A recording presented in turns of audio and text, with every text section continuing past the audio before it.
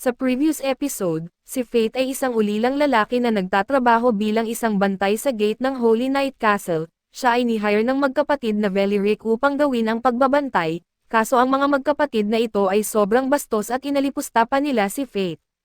Minaliit siya at sinipa pa sa mukha at sinabihan na kung di dahil sa kanila ay hindi siya makakapagtrabaho at hindi rin makakakain, pero tinanggap lamang ito ni Fate hanggang sa may nangyaring kaganapan na kung saan, na-awaken ni Fate ang kanyang kakayahan sa pamamagitan ng pagpatay niya sa isa sa mga magnanakaw. Nabili din ni Fate ang isang espada na may kakayahang magsalita at sinabihan si Fate na siya ang maggagabay sa kanya upang makamit nito ang kapangyarihang ninanais niya. Sa pagpapatuloy ng ating recap, nakakagulat na sinabi ni Roxy kay Corpse na ihanda ang kanyang espada at hinamon siya sa isang patas na duelo. Siyempre walang ideya si Fate kung bakit niya ito sasabihin, ngunit sinabi ni Meria sa kanya na itigil ang pagpapanggap na inosente. Inilahad niya na may malaking kriminal record si Fate, 56 na insidente ng karahasan kasama ang ibang mandirigma at 20 kaso ng pagwawasak ng ari-arian. Ipinaliwanag ni Corpse na lahat ng mga iyon ay mga pagkakataon kung saan may humingi ng tulong sa kanya, ngunit ayaw nilang makinig sa anumang dahilan. Tumanggi si Roxy na hayaan na hindi maparusahan ang anumang marahas na gawa, kaya nagtaka si Corpse kung ano pa ang kanyang magagawa at ibinunyag ni Roxy na may isa pa siyang opsyon, at iyon ay sumali sa Royal Army.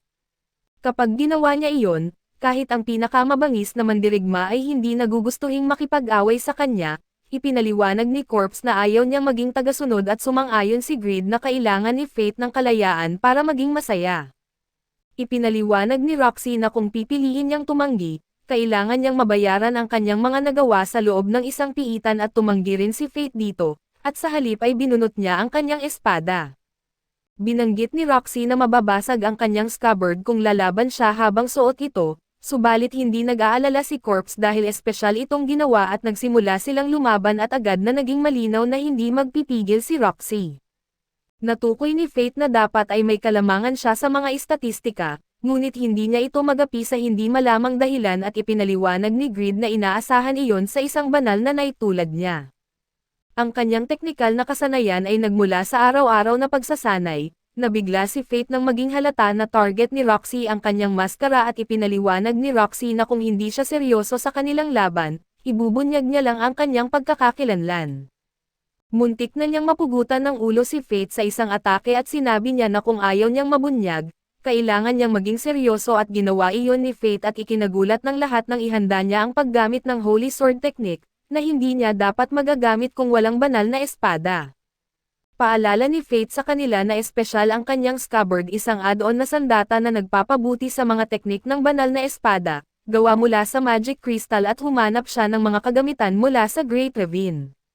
Nagtataka si Roxy kung dati ba siyang banal na knight, ngunit hindi na siya ang parehong tao ngayon at sinabi niyang isa na lamang siyang mandirigma at sinimulan niya ang kanyang makapangyarihang atake at naging malinaw sa lahat, kasama na siya mismo na malapit na siyang manalo. Gayunpaman, biglang nakita ni Fate na gumawa si Roxy ng kwintas mula sa batong hiyas na ibinigay niya sa kanya at na-distract ng sobra si Fate, kaya ginamit ni Roxy ang pagkakataon para maitaboy ang kanyang espada. Nabitawan at umikot si Greed at tinawag si Fate na tanga dahil hindi siya nakafocus. Inamin ni Corpse na siya'y natalo subalit gusto malaman ni Roxy kung bakit bigla siyang kumalma. Nagkunwari siyang walang ideya sa sinasabi niya, at nagtaka si Roxy kung natutunan ba ni Corpse ang kanyang estilo ng paglalaban mula kay Sir Barb. Ang paraan ng kanyang pag-atake at pagkilos ng paa ay nagpapaalala sa kanya kay Barb. Naalala ni Roxy na nabanggit ni Barb ang isang manlalakbay na may kapangyarihang mahirap na talunin. Nagtataka siya kung iyon ba si Corpse, kaso sinabi ni Corpse na hindi na mahalaga iyon at ang kailangan lang niyang pagtuunan ng pansin ay ang kakayahan niyang protektahan ang sarili niya sa Gallia. Nagsimula nang umalis si Fate at iniisip kung gaano kabait si Roxy, dahil kahit nasa panganib siya ay iniisip pa rin niya si Fate at kinausap siya ni Mugen tungkol sa Chimera na kontrolado.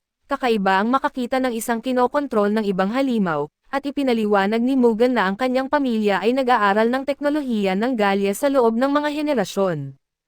Inirekomenda ni Corpse na suriin ng anak na babae ni Mugen ang isang Chimera, ngunit inakala ni Mugen na gusto lang ni Corpse na makilala ito at iniisip ni Mugen na may masama na intensyon si Corpse, at nangako na hindi niya hahayaang makipag-date ang tulad ni Corpse sa kanyang anak. Samantala, Nakita natin ang kanyang anak na si Rain at sinabihan siyang ang pamilya Valeric ay dumadaan sa malubhang problema matapos mamatay si Hato. May mga sabi-sabi na nagkulong si Raphael sa kanyang kwarto para pag-aralan ang Philosopher's Stone ng walang tigil. Inaalam ito ni Rain at nalaman niyang ang Philosopher's Stone ay kayang magpagaling ng anumang sugat at magbigay ng malakas na kapangyarihan sa may-ari nito, gayunpaman, bilang kapalit ay kinokontrol nito ang isip at katawan ng may-ari. Sa bahay, naalala ni Faith ang isang bagay na sinabi sa kanya ni Mine at ipinaliwanag niya na dapat layunin ni Faith ang tinatawag na Domain of Aim. Ito ang antas ng kapangyarihan kung saan naroon ang banal na dragon. Kung hindi niya ito maabot, hindi niya kayang harapin ito at ang tanging problema ay kung masyado niyang pilitin, malulunod siya sa kanyang sariling kakayahan at mawawalan si Faith ng kontrol.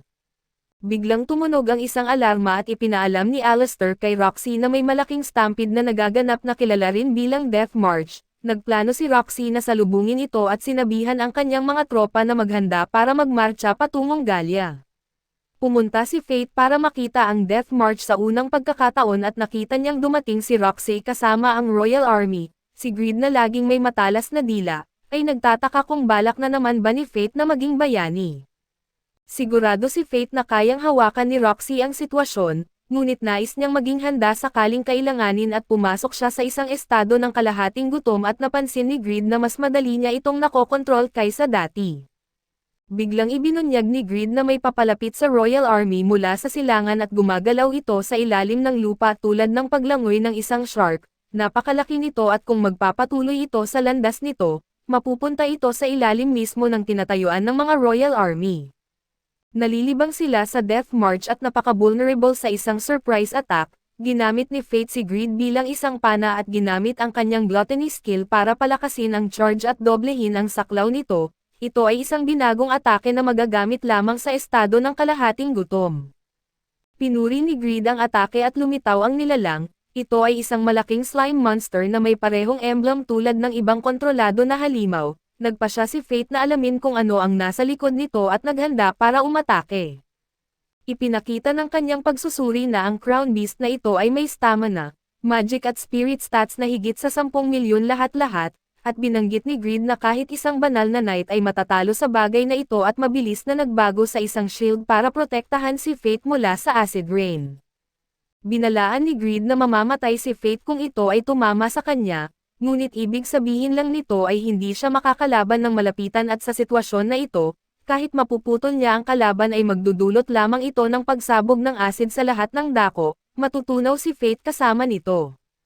Nagpa siya si Faith na bigyan si Greed ng 10% ng kanyang stats at gumamit ng isang pana na may apoy, sa pag-asang ito ay magpapasingaw sa halimaw, pero sa kasamaang palad ay nagawang hatiin ng slime creature ang sarili nito sa kalahati at bahagyang naiwasan ang atake. Lumangoy ito sa lupa muli at diretso patungo sa Royal Army. Hinabol ito ni Faith kaso kinailangan munang sirain ang ilan sa mga anak nito na bigla na lang lumitaw. Ito ay isang medyo advanced na teknik at malamang hindi isang bagay na gagawin ng isang hangal na slime monster sa sarili nito.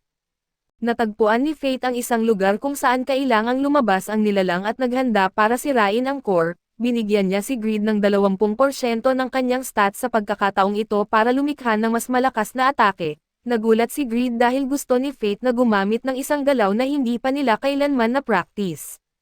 Subalit ipinatama pa rin ni Faith ang pana bago tamaan ang halimaw at bago pa man tamaan ang slime, tila may ibang bagay ang tumama muna dito at wala siyang ideya kung ano iyon, ngunit natuwa siyang marinig na na-activate ang kanyang gluttony skill.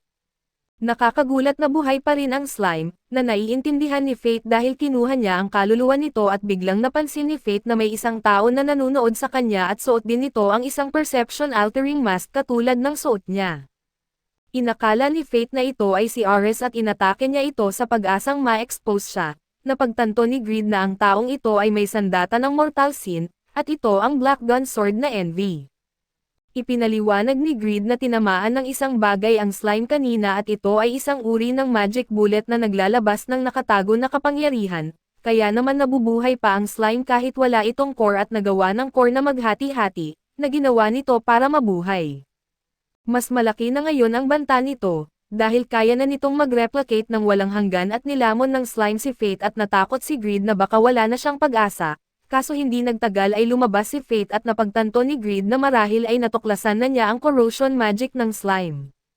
Hindi na ito magiging hadlang para sa kanya at hinarap niya ang misteryosong tao. Na-activate ang gluttony skill ni Fate kaso binalaan siya ni Greed na huwag itong abusuhin, kung biglang tumaas ang kanyang stats ay maaaring mag-overdrive ang kanyang skill. Bago mangyari iyon, determinado si Fate na talunin si Ares at nagpalipad siya ng isang pana subalit agad itong nasangga, ibinunyag ni Greed na umabot na si Fate sa pinakamataas na antas na kayang abutin ng isang tao. Ngayon ay kailangan niyang abutin ang hindi pangkaraniwang taas at ito ang Domain of Aim para makapagpatuloy pa, at nangangahulugan ito na nabigo ang atake ni Fate dahil ang taong kanyang kalaban ay naabot na ang Domain of Aim. Inatake ito ni Fate ng may galit, kaso sinabi ng misteryosong tao na nasasayang lang niya ang kanyang oras at napagtanto ni Fate na hindi ito si Ares at malinaw na lalaki ang tao na ito, nagpaputok ang lalaki mula sa kanyang sandata kaya mabilis na itinaas ni Fate ang kanyang shield. Sa kasamaang palad, nasaktan pa rin si Fate at napagtanto niyang mas malakas pa ito sa kanya at lumapit ang lalaki kay Fate para tapusin siya, ngunit tumanggi si Fate na sumuko at paalala niya sa sarili na handa siyang mamatay at pumatay anuman ang mangyari.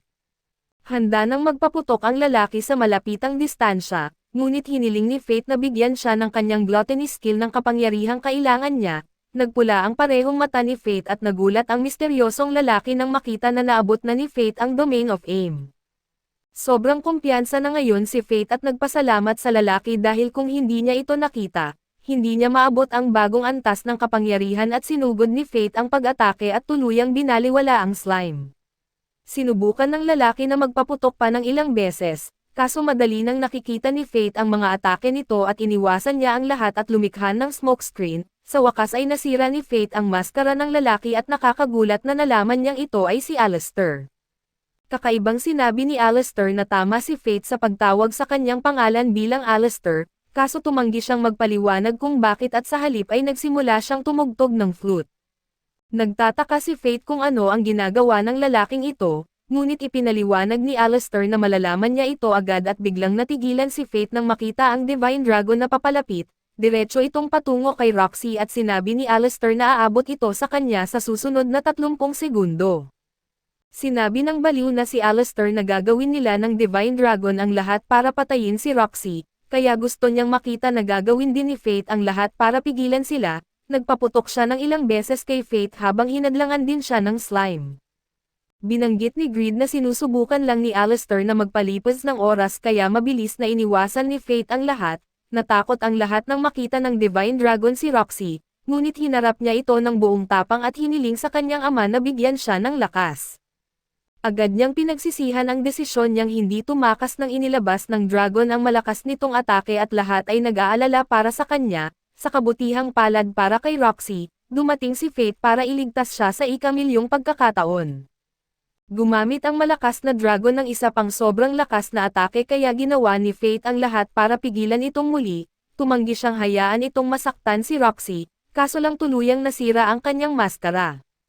Hindi man lumingon, nagsimulang magtaka si Roxy kung siya ba ay si Fate at hindi na kayang itago ni Fate ang lihim at hinarap niya si Roxy, binati siya bilang Fate sa unang pagkakataon sa napakahabang panahon. Kaso dito na nagtatapos ang ating recap. Salamat sa inyong panonood hanggang sa muli.